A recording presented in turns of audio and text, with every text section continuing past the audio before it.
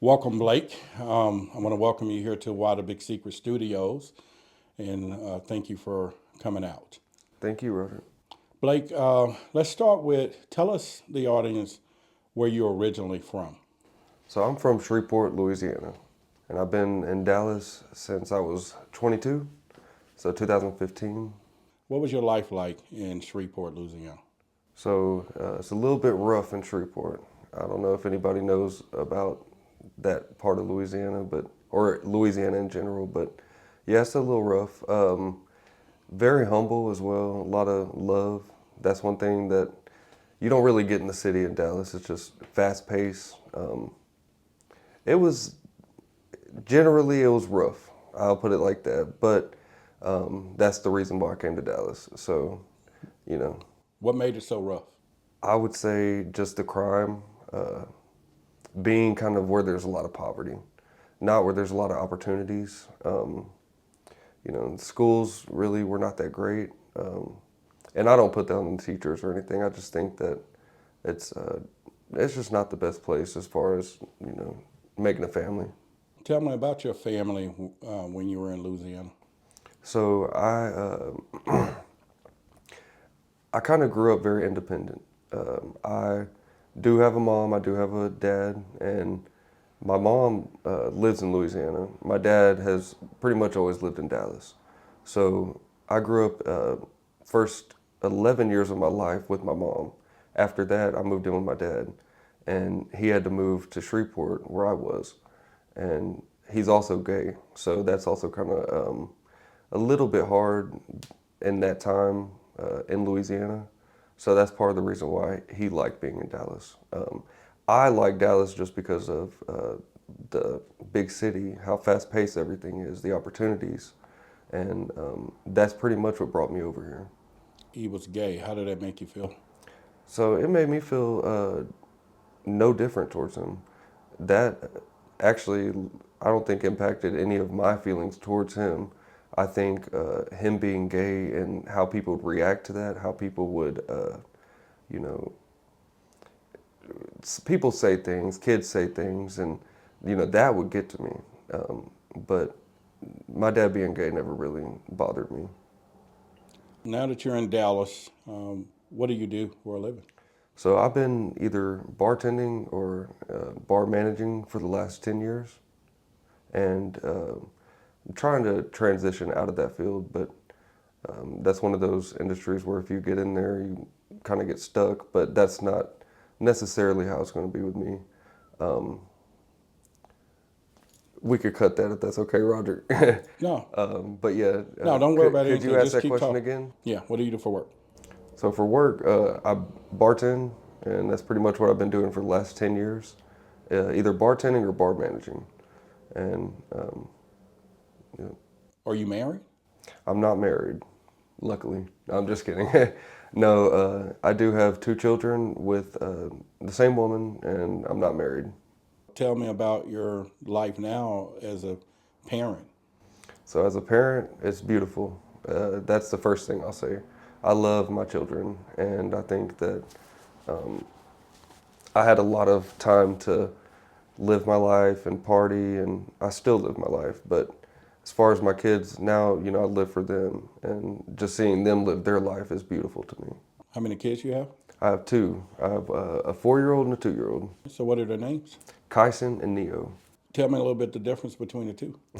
So Kyson, he is as calm and sweet as can be. He gets rambunctious like any child, but my youngest son Neo, he's just off the walls. He's goofy, but also very sweet too. But as far as their temperaments, pretty different temperaments. Tell me a little bit of how you feel about your encounter. The encounter that we're referring to, I feel like I'm not alone. First off, I think that a lot of people have also had encounters similar to mine or unique in their own ways.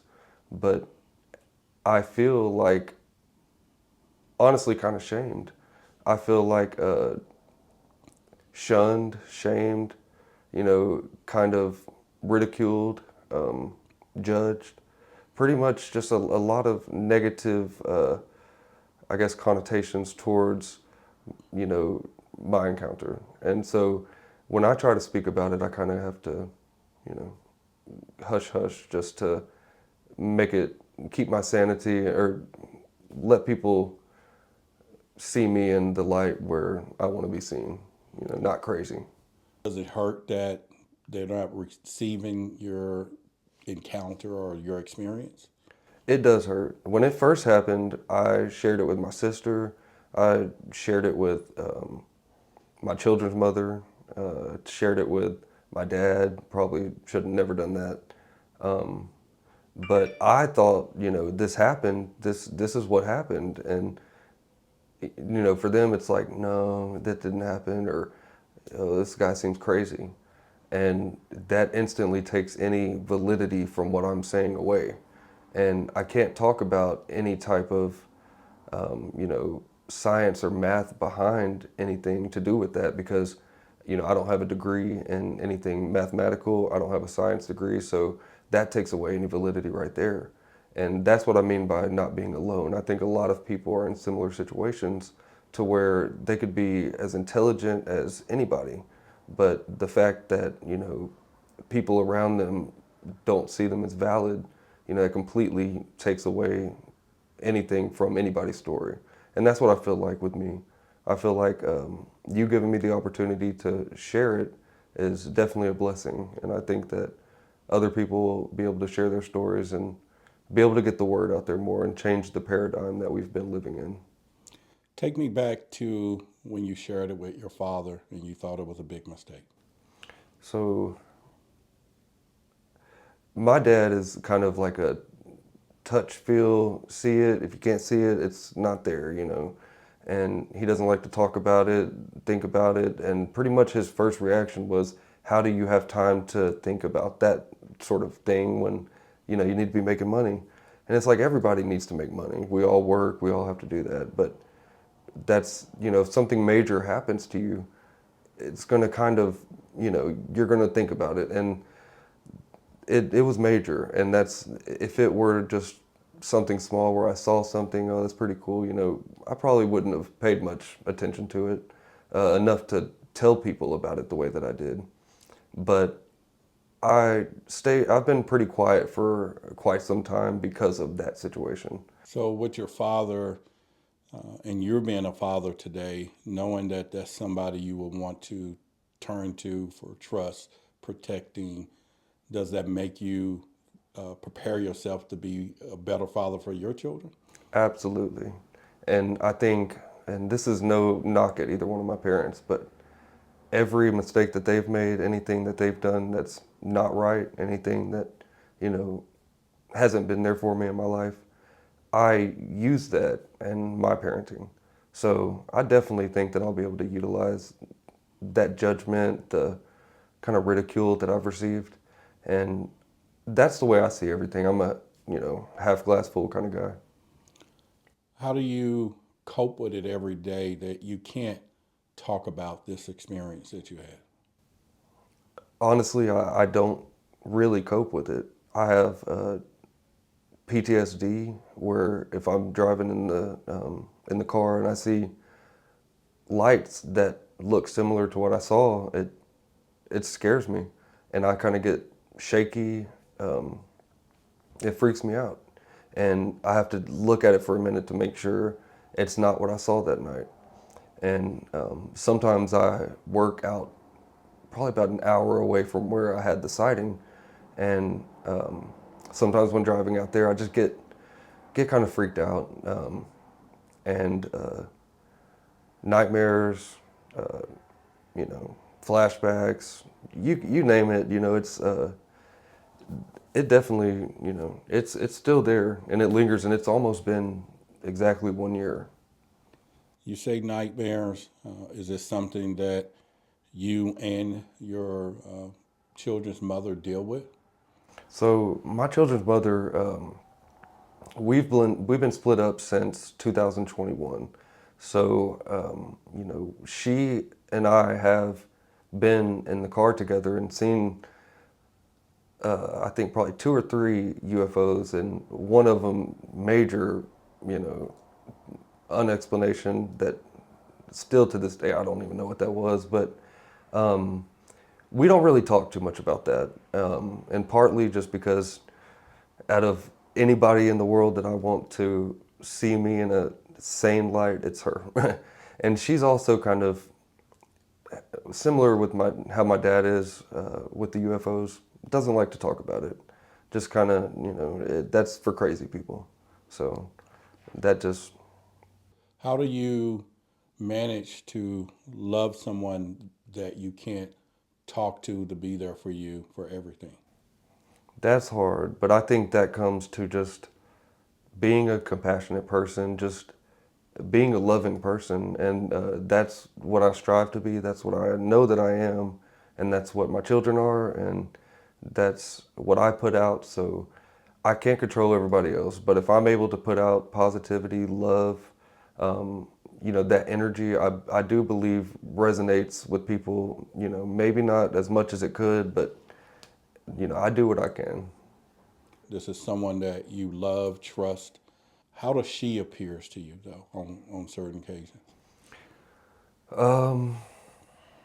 So it makes it feel like that should be somebody that I can trust, that should be somebody that I could talk to, that I can confide in with this kind of information. And in reality, it's kind of the opposite of that. And it's kind of like that generally. And I'm sure many people can relate, but there's been, a couple people that have taken me serious and have helped me.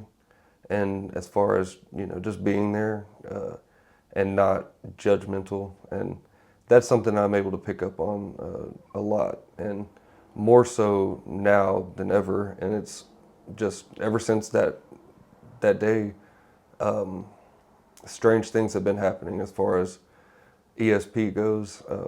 And it's just getting more intense. It sounds like that you're saying that out of all the people in the world and people that strangers that would listen to you, but really the people that you love the most is the ones that is not really allowing you to share your experience, and that's really something that you're not feeling. That's it. That's right, and that's what's happening. The people that I love the most, the people that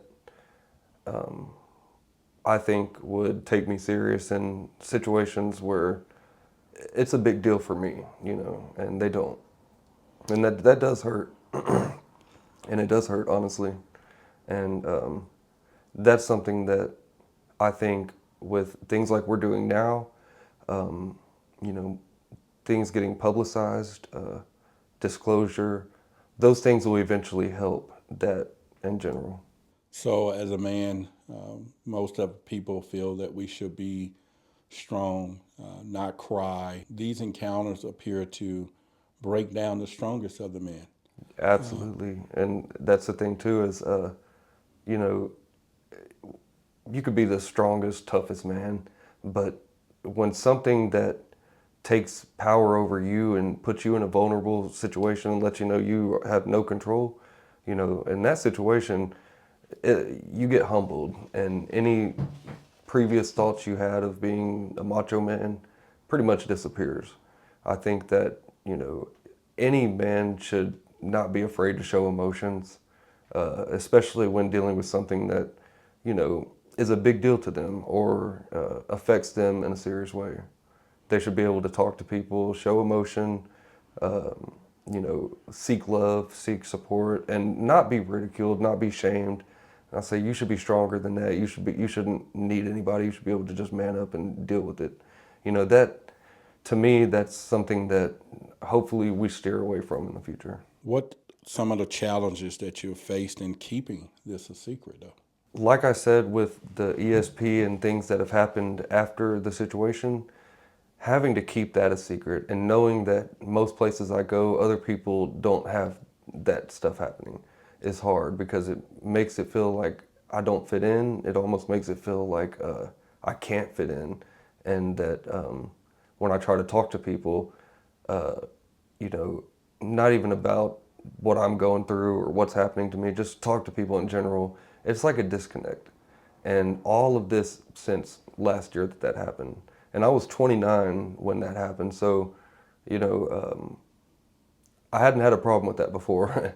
And I was very, very social. Always had so many friends. I have to tell some people, stop calling me for a little bit. You know, it's not like that anymore. And I don't think that that's necessarily a bad thing, but I definitely think it's just because of, for some reason, this happens to some people, but not to everybody. And, you know, I don't know if it's like we were saying earlier, a natural reflex for people just to have to, you know, push that subject aside and just not talk about it. But that's pretty much, that's what it seems like is happening. How do you cope with your emotional and psychological impact of just walking around with this secret that you have? So I don't know there is, if there are other people in my situation that can relate, but from the research that I've done and from everything that I've seen, people that have been in my situation or been abducted, you know, situations like that, most of the time they've been through a lot of trauma in their life prior to this event occurring. And I think that, I don't know if that plays a part in it. I don't know if that just builds a stronger psyche in a person. But I do know that, you know, throughout all the things that I've seen in life, which is a lot, especially growing up in Louisiana, that was really hard. But then to have this happen, that takes the cake. And the psychological trauma and emotions that I deal with, it's uh, it's mostly because of the disconnect with people and not being able to open up, not being able to, you know, be around like-minded people or people that share similar emotions. And I think that's the reason why. You ever cry? I do, but I haven't cried recently. You know, if I ever cry, it's about my kids, and it's just because they're far away from me right now, unfortunately, and it hasn't always been like that. This happened last year. Me and their children's mother broke up right before that. The kids got taken away from me right after that. You know, I haven't had a significant other, haven't had a lot of friends, people I can connect with. So in reality, it has been very hard. This past year has been very hard. Do you think if you were to try to go to court or something to change the situation with the kids, would she try to use this encounter thing against you? She probably could. I just don't think that it would hold much weight. I think that, you know, who I am does speak for itself. I don't smoke cigarettes. I don't drink alcohol. I don't do drugs. I don't, you know, go out and party with people. Uh, you know, and if another parent does do that and one parent doesn't do that, the parent that does do that, they can say pretty much anything they want to about the other person. But like I said, I don't think it's going to hold a lot of weight. Why is this a big secret? I asked the same thing, and even today I asked that. And to be honest with you, that's what I'm trying to figure out as well. And I personally think why the big secret is because we are more than what we think we are. Take us back to the moment and describe that experience. Okay, so this is a big one. So that day, my son was in Louisiana with my mom, and that's his grandmother, his murmur. And I was in Dallas that weekend working. And I knew that I had to go get my son, so I tried to leave as early as I could, but I didn't end up getting there until the evening when it was already about to be dark. I was not trying to drive at night, but it was okay because I thought about him sleeping on the way anyways. So we were driving back on I-20. That's the road that takes you from you know, North Louisiana to North Texas. And we drove probably about an hour and a half on the road, and we were already about an hour into Texas, and we were passing through Longview area. And all of a sudden, on the right-hand side of the sky, I started seeing a lot of red lights, red orbs. And being in Dallas all the time, I just assumed with my logical brain that these are airplanes. But then I realized this is in the middle of the country, pitch black everywhere. It's not airplanes. And so I started seeing them pulsate. I started seeing them move what looked like out of each other, and they started to multiply. And so it was 5 to 10, ended up being 20, ended up being maybe 30, 40, possibly even more than that. I wasn't really counting at that moment. I just saw that it was the whole sky was filled up with these red orbs. And then I looked behind me and said, Kyson, look, to my son. And right when I turned back around, I saw several cars in front of me slam on their brakes and kind of swerved side to side. And then the next moment, I woke up in Dallas, and my son's next to me. And I was kind of still dealing with the emotion from what I was just going through. And so I woke up wondering, how did I get back? And here we are almost a year later, March 13th, 2022 is when this happened. And I still don't know how I got back to Dallas. I still don't know what happened. I still don't know. I saw a whole bunch of cars slam on their brakes and then lost my memories. I didn't end up wrecking those, you know. I don't know what happened. The very next day, weird things started to happen. I started to have a different view on everything, almost like a psychedelic experience, but I wasn't on psychedelics. And I started to look at everything from a biogeometric standpoint, meaning like everything biology is geometric and everything is connected. The whole universe is quantum physics. You know, it's just everything came to me at one time. And it was overwhelming because I had never thought on that level of thinking before. So I was trying to piece together what I'm seeing, how I'm seeing this. You know, it just didn't make sense to me. Other weird things started to occur where, you know, I would see shadows, I would see things that I thought were people, and that's where I started to feel kind of crazy. And then after that, the ESP, the psychic phenomena started happening where I would be able to hear things inside of my head. And I know that sounds really crazy, but I would be in the bathroom, I would turn on the water, move my head a certain angle, and I can hear the radio inside of my brain. And it's a DJ, you can hear songs, different songs, commercials, and my dad said he heard it too, but then he didn't talk about it after that. And then I kept hearing it. And then I kept hearing electricity in the walls. And I could hear through the walls how the electricity, where they were going, and didn't understand that either, still don't. And something that's happened over the last couple months is being able to hear conversations or what's going on several hundred feet away in a whole other side of a building inside of my head, just like I heard the radio. Even people's energies, emotions, empath type situations have been occurring as well.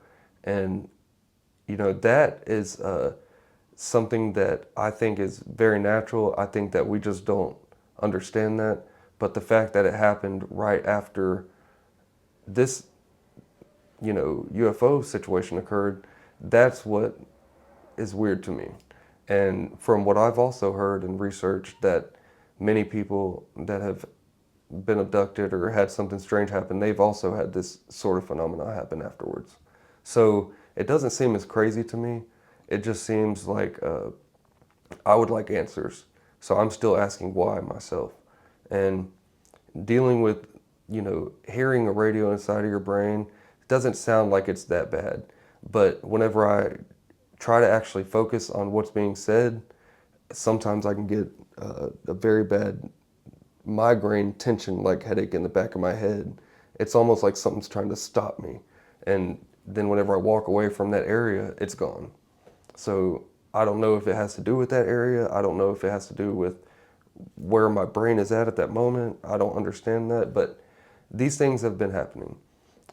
My son, he has had weird things occur as well, but with him being so young, I can't really, you know, ask him certain questions that you just can't ask a 3 or 4 year old. What are some weird things that are happening with him? He, the same way that I was seeing everything through math and, everything that was biological, you could see the math. And he was seeing things similar because every time I take him to the park, he would just run around, go down the slides, play with other kids. Every time after I'd take him to the park, the very next day I took him to the park and he was just crawling. Everywhere he was just crawl. And then I would ask him what's wrong and he would point at the lines, or he would point at, if it's a lot of kids, he would get freaked out by all the kids. He would get freaked out by all the lines. But he's never done that before until after that day. And then so what I took it as was how it was happening to me, where it was just your brain's just getting overwhelmed by math and numbers and too many things going on at one time where, it's just, you're just not used to it. And also him seeing weird things, but I think all kids see weird things. There's been a couple times where he said he's seen something strange or he saw an alien that he was really, really scared. I didn't take it that serious, but maybe that's also part of the problem is we don't take things serious when our kids say things like that. And we don't pick up on some of the warning signs of there being something else more out there. You mentioned from your experience, and your father wouldn't really give you the moment, the minutes, or whatever to, talk about it. Wouldn't you say if you're not really taking him serious that you're duplicating that? Yeah, I would say that. And I did ask him, he said, "Daddy, I saw a green alien." And I asked him, "Where did you see it?" And I walked over there and looked, and I didn't see it. And that doesn't mean it wasn't there. That doesn't mean he didn't see anything.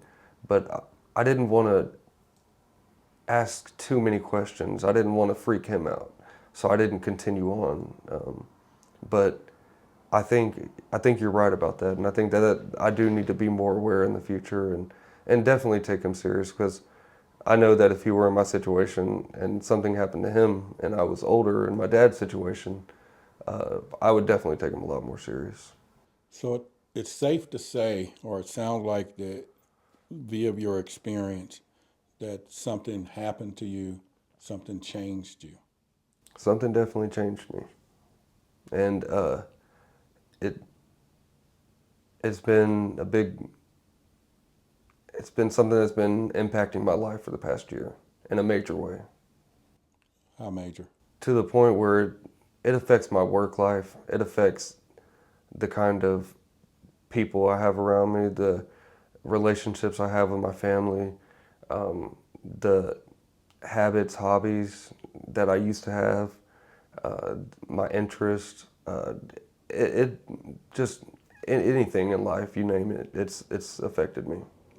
It seems like it's hard now talking about it. You're holding it back a little bit, but It is a little hard, and I think that it's just reliving a traumatic experience, reliving the pain or emotions that come from my family or close ones not being there for me. Uh, that all comes together, and I think that I feel all that at once, and that's something else with that's happened after this event is that I can also pick up other people's emotions, and I get sad from thinking of my own emotions, and then if I feel other people's emotions, it's an overload. So, I am speaking for myself right now, but I know there's many, many, many people that have been in my same exact situation that don't have a spotlight to talk. They don't have somebody that will listen that has validity. They won't, ever be in a situation to have that help. So they're just kind of stuck feeling crazy. And if you were in the 70s, you'd be lobotomized. So, it's a lot of pain out there in the world right now from many, many people going through similar situations. so what finally led you to the decision to share this experience like this on camera? I really think that everything happens for a reason. If you look back at certain events that led up to something, you can pretty much see how everything pieces together perfectly. But I think that I was watching one of your live chats actually, and I decided just tell the experience that happened to me. And I don't know why, but I did it on the live chat, and next thing you know, you saw it. And you said to reach out.